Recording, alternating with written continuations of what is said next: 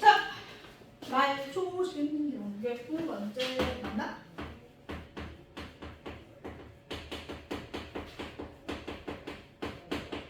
아까 뇌와 척수로 구성된 중추신경계는 뇌 부위에 따라서 기능, 이름 다 구별하셔야 됩니다. 그럼 그 뇌에서부터 뻗어나온 이 얼굴 쪽으로 척수로부터 뻗어나온 신경을 말초신경이라고 합니다. 그래서 온 몸의 말달까지 뻗어나온 애들 말초신경이라고 하고, 뇌에서 뻗어나온 건 뇌신경, 척수에서 뻗어나온 건 척수신경이라고 한다고 했고요. 중요한 건 그것보다 회성신경, 자율신경, 감각신경을 구별하시는 거예요. 그래서 우리 교재로는 100페이지부터 시작을 해보겠습니다. 자, 중추신경계는 아까 했으니까 말초신경계를 크게 두 개로 나누는 거야. 그치? 그러니까 말초신경계는 결국 중추로부터 뻗어나온 거잖아요. 그죠? 중추와 연결이 되어 있는 거예요, 지금. 중추로부터 뻗어나온 애들 중에 첫 번째 감각신경이 있겠죠? 아까 여기 했잖아요, 감각신경. 원심성, 구심성. 기억나요? 구심성 뉴런이지? 그죠? 구심성 뉴런으로 이루어진 감각신경이 있고요. 감각신경을 하는 일이 뭐겠어요, 그러면? 자극을 받아들이는 역할을 하는 거지. 외부 자극을 받아서 그걸 뇌 척수에게 전달해주는 역할을 하는 게 감각신경, 구심성 뉴런의 역할이고, 원심성 운동 뉴런이었잖아요. 운동 뉴런은 이렇게 두 개가 나옵니다. 체성 운동신경이랑 자율신경. 체성 운동신경은 대뇌를 지배를 받아서 의식적으로 선생님 지금 이렇게 움직이고 있잖아. 그거 다 내가 의식적으로 하는 겁니다. 이런 움직임, 그죠? 이런 것들이 하는 거고. 근데 자율신경은 이제 내가 지금 의식하지 않아도 선생님이 아까 커피를 마셨거든?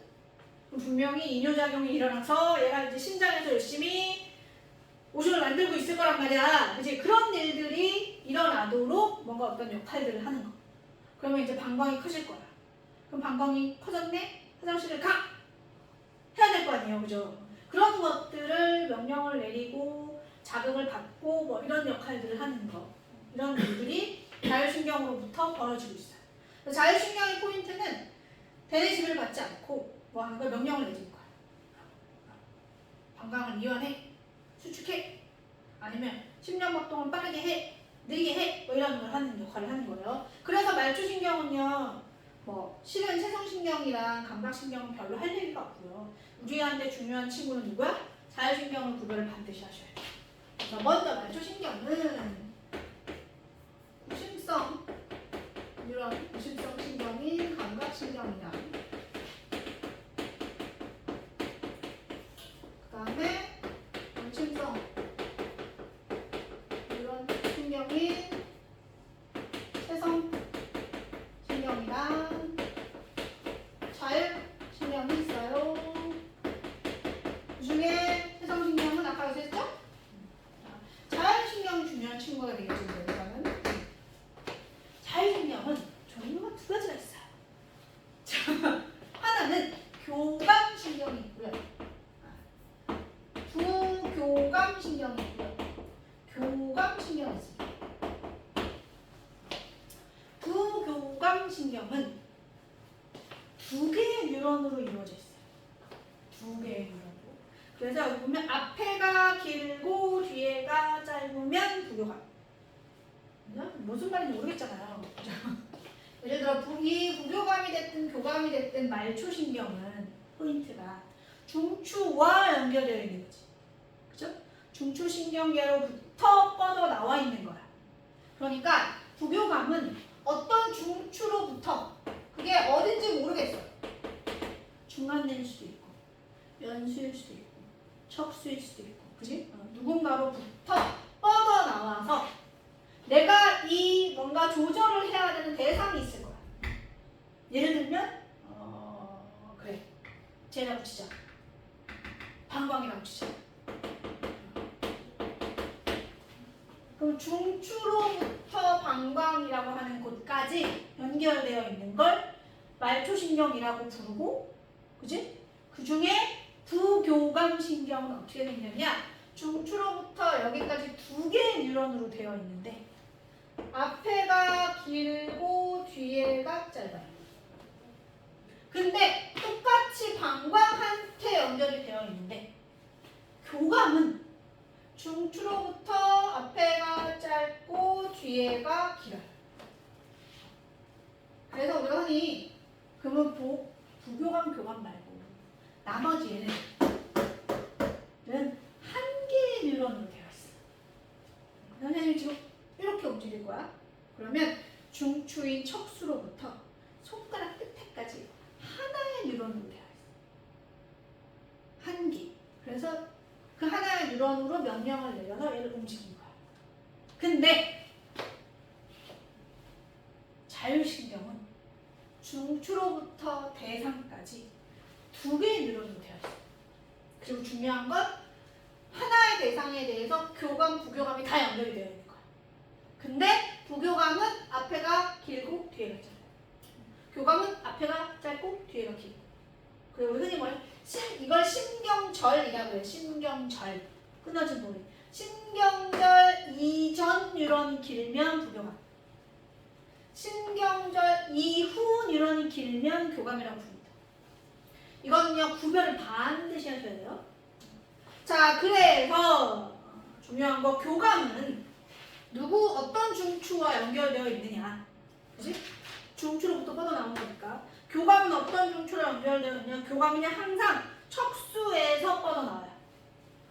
교감은 척수에서. 척수에서 나와서 방광이랑 연결되게 되고, 척수에서 나와서 심장이랑 연결되게 되고, 그치? 척수에서 나와서 위랑 연결되어 있게 되고, 뭐 이런 식인 거야.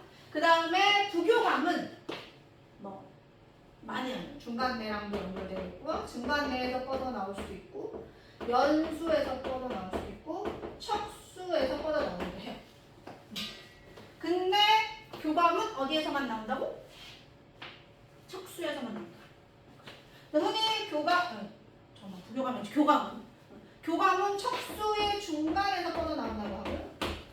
부교감은 척수의 끝에서 뻗어나온다고 하고. 중요한 거는 얘를 왜 내가 외워두라고 하냐면 지문에서 요즘은 길이를 잘 안 주고요. 설명을 줘요. 설명을 보고 너 척수에서 나왔어? 근데 나머지 한 놈이 연수에서 나왔어. 그럼 얘 무조건 교감이지.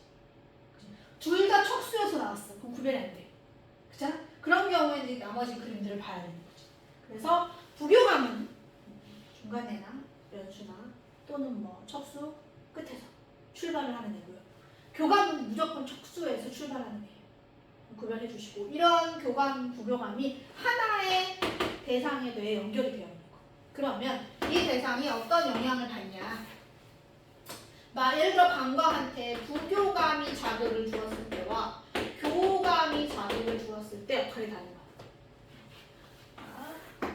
방광이 부교감 신경에 의해 자극을 받으면 방광이 어떻게 되냐? 수축돼요. 그리고 교감에 의해서 자극을 받으면 방광이 이완돼요. 언제 오줌이 마려울 것 같아? 방광이 이완될 때. 방광이 이완된다는 건 방광이 커진다는 얘기거든, 어떻게 보면. 그러면 오줌이 찼다고 인식을 하는 거지. 그래서 화장실을 가도록 만들어야 돼요. 그런 게 교감신경의 역할이라고 보시면 되고요. 그 외에 뭐든 심장박동에 대한 이야기, 호흡운동에 대한 이야기, 소화의 분비에 대한 이야기. 소화의 분비는 침분비라고도 표현을 합니다. 동공의 크기 조절. 여기까지만 쓸까요? 부교감이 심장과 연결되어 있고요.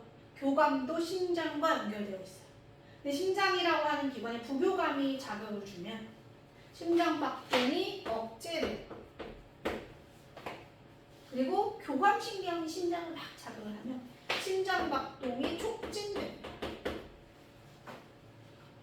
자, 호흡운동은 부교감은 호흡운동을 억제, 교감은 촉진. 부교감은 소화의 분비를 촉진, 교감은 억제. 지금 심장이 미친듯이 뛰어야 되고 이렇게 쉬어야 되는데 지금 소화시키겠냐? 그죠? 자, 그리고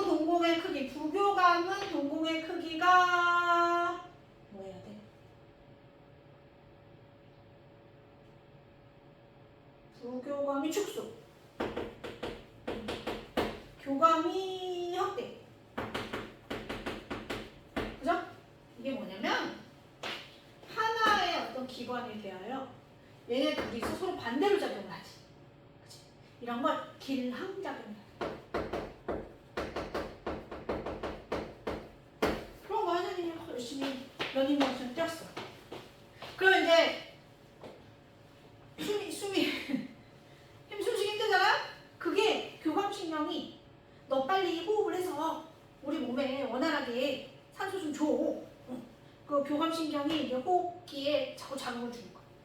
호흡을 빨리 해. 심장 빨리 뛰고. 그러다가 내가 이제 운동을 멈췄어. 그럼 얘가 계속 뛰어야 돼. 이제 천천히 심장박동이 줄어야 돼. 줄어야 되잖아. 그럼 그게 부교감이 하는 거야. 이번에 야 운동 끝났어. 그만해. 부교감이 잠깐 심장박동을 다시 완화시키는 거야. 이렇게 하나의 기관에 대하여 교감과 부교감이 서로 반대작용을 하면서 적정 수준을 유지하는 거예요. 이런 걸 길항작용이라고 해요. 그래서 교감, 부교감은요 문제에 제일 많이 나오는 애고요. 왜냐하면 이 신경계의 구조와 기능에서 앞부분에 뇌 부위에 따른 이름, 기능 이런 거는 외우기만 하면 되잖아. 근데 얘는 그림으로 문제가 나오면 애들이 많이 오해할 법한 것들이 많아서 첫 번째, 하나의 대상에 대하여 두 개가 다 연결이 되어 있는데 항상 부교감은 중간에나 연수나 척수 끝에서, 교감은 척수 중간에서 나오고요. 그렇게 나온 애가 뭐야? 방광이랑 연결이 되어 있다면 꼭 두 개의 뉴런으로 되어 있어요. 반드시. 그죠? 그리고 신경절 이전 뉴런이 길고요. 신경절 이후 뉴런이 길어요. 교감은. 그래서 중요한 건 이 끝에서 나오는 물질 달라요. 이렇게 하면 됩니다. 여기가 빨간색, 자, 여기가 빨간색. 자. 그래서 이 노랑이들한테는 그냥 다 비슷한 게 나와요. 아세틸콜린이라고. 우리 왜 시냅스 할 때 배우셨잖아요. 그죠? 근데 얘만 끝에서 뭐가 나오냐? 노르에피네프린이라는 애가 나와요. 그래서 방광이 부교감에 의해서 자극을 받아서 여기서 아세틸콜린이 나오면 방광이 뭐 하는 거야? 수축하는 거고. 교감이 자극을 줘서 여기서 노르에피네프린이 나오면 방광이 뭐 하는 거야? 이완이 되는 거야. 그래서 선생님은요 둘 중에 한 줄만 외우라고 해요. 한 줄만 외우면 나머지는 딱 그냥 반대로 작용하는 거니까.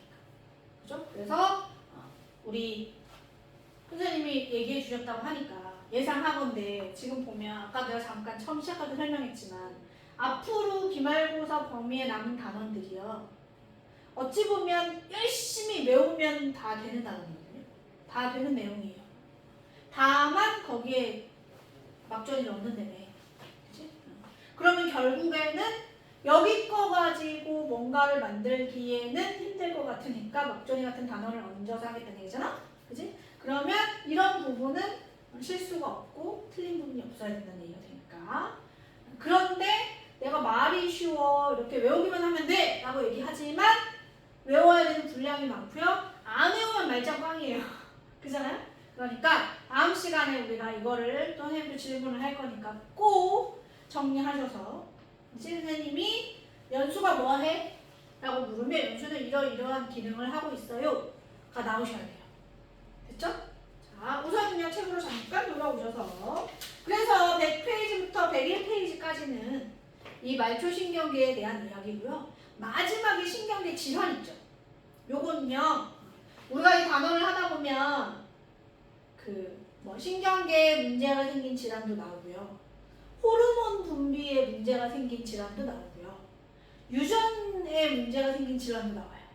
그거 다 구별하라 그럴 거거든요. 근데 우리가 유전이 이번 시험에 안 나오니까 아마 이번 기말고사에 문제가 나온다면 내분비계, 이따 나중에 할 호르몬 분비와 관련해서 질환이 뭐가 있는지, 신경계에 문제가 생긴 질환이 뭐가 있는지 구별을 하셔야 되는 거예요. 그래서 신경계 질환은 크게 중추신경계에 문제가 있는가, 말초신경계에 문제가 있는가 두 개로 나누고요. 중추신경계에 문제가 있는 경우 두 가지. 알츠하이머, 파킨슨. 알츠하이머는 뭐예요? 이거 치매잖아, 그치? 그리고 이건 이제 그래서 대뇌가 문제가 생긴 거고. 그 다음에 파킨슨병은 뇌에서 나오는 이제 신경 전달 물질인 도파민이 제대로 분비되지 못해서 나오는 거예요. 파킨슨병도 결국에는 운동장애가 생기죠. 잘 못 움직이게 되고, 그죠? 그리고 말초신경계에 문제가 생긴 것 중에 하나가 이제 루게릭병, 근위축석 축삭 경화증 그런데 이거 결국에는 뭐야? 그 운동신경이 이제 파괴가 돼가지고, 그렇잖아요. 운동신경이 제대로 근육한테 명령을 전달을 해줘야 내가 움직일 수 있는 거잖아. 근데 그 얘한테 명령을 줘야 되는 운동신경이 파괴가 된 거야. 그럼 움직일 수 있는 거 없는 거? 없죠? 그럼 근육이 어떻게 돼요? 굳어요. 안 움직이면. 그런 것들이 루게릭, 얘 이름이 다른 말로 루게릭병인 거고. 그 다음에 길렌바레 증후군은 우리 몸이 나중에 하겠지만 방어작용이라고 해서 밖에서 뭔가 침입한 거에 대해서 그거를 이제 방어하는 일들이 벌어진단 말이야. 대표적으로 뭐 감기 바이러스 아니면 뭐 세균이 들어왔다. 그럼 뭐 해야 돼? 우리 몸은 얘를 공격해서 죽여. 이걸 방어작용이라고 대표적으로 생각을 하면, 그럼 내 몸을 구성하는 세포는 방어의 대상이 되면 안 되잖아요. 그죠? 그렇잖아. 내 손가락 세포가 나쁜 놈이라고 해서 손가락 세포가 죽는 거야. 그러면 안 되잖아. 근데 여기는 면역계에 문제가 생겨. 그 방어작용에 문제가 생겨서 내 몸을 구성하는 말초신경을 나쁜 걸로 인지를 하는 거야. 얘를 막 공격을 해. 그래서 문제가 생기는 게 길렌바레 증후군이라고 합니다. 그래서 이렇게 되면 이제 결국에는 얘도 그 신경의 문제가, 신경이 파괴되겠죠? 공격을 받았으니. 그러면 그 파괴된 신경과 연결된 부분들이 제대로 기능하지 못하는 거지. 그래서 여기는 그렇잖아. 뭐 우리가 신경계 질환 이거밖에 없진 않을 거 아니에요. 실제로 의학적으로는. 그 많은 질환을 다 할 수는 없지만. 그러니까 교재에 나오는 거, 선생님이 짚어주는 거 정도는 구별을 해라. 대신 크게 어떻게? 아, 이거는 중추신경계에 문제가 생긴 질환이야. 아, 이거는 말초신경계에 문제가 생긴 질환. 제일 많이 나오는 게 알츠하이머하고요, 루게릭이 많이 비교가 돼요. 그러니까 알츠하이머나 파킨슨은 중추신경계 질환이잖아. 루게릭은 말초신경계 질환이고. 크게 구별이 많이 되고요. 그 다음에 우리가 다음에 내분비, 그러니까 호르몬 분비와 관련된 수업을 하면 그때는 다시 얘네는 신경계에 문제가 생긴 거고요. 당뇨라든지, 그죠? 그다음에 뭐 당뇨 말고 또 뭐가 있을까? 여기 갑상샘에 문제가 생긴 바제도병이라든지 갑상샘 기능 저하증이라든지 이런 질병들은 호르몬 분비에 문제가 생긴 거야. 크게 두 개를 나눌 수 있어야 되는 거지. 오케이? 자, 그래서 읽어봐 주시고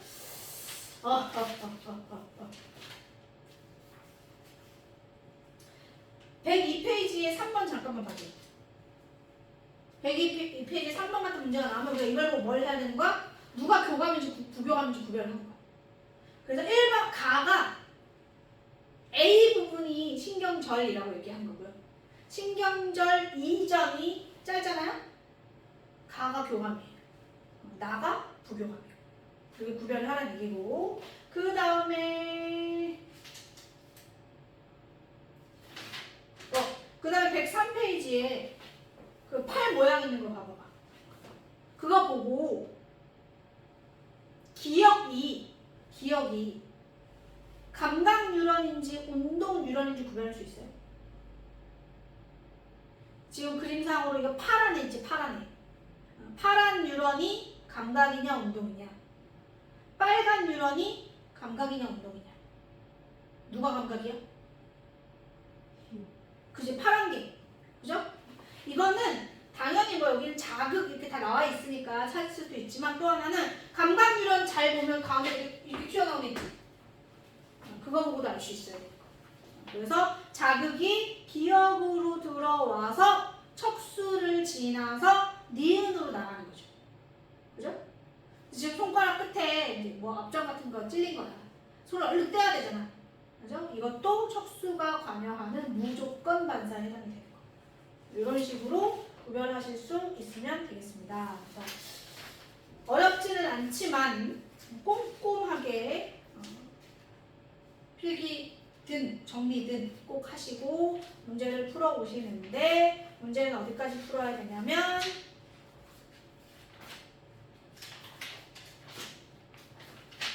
119페이지까지 풀 거고요. 중간에 시험 범위, 그러니까 중간고사에 봤던 범위들 있잖아요. 그런 거는 안 하셔도 좋아요. 우선 지금 한 내용, 신경계와 관련된 내용들만 정리하시고 풀어오시면 되겠습니다. 여기까지!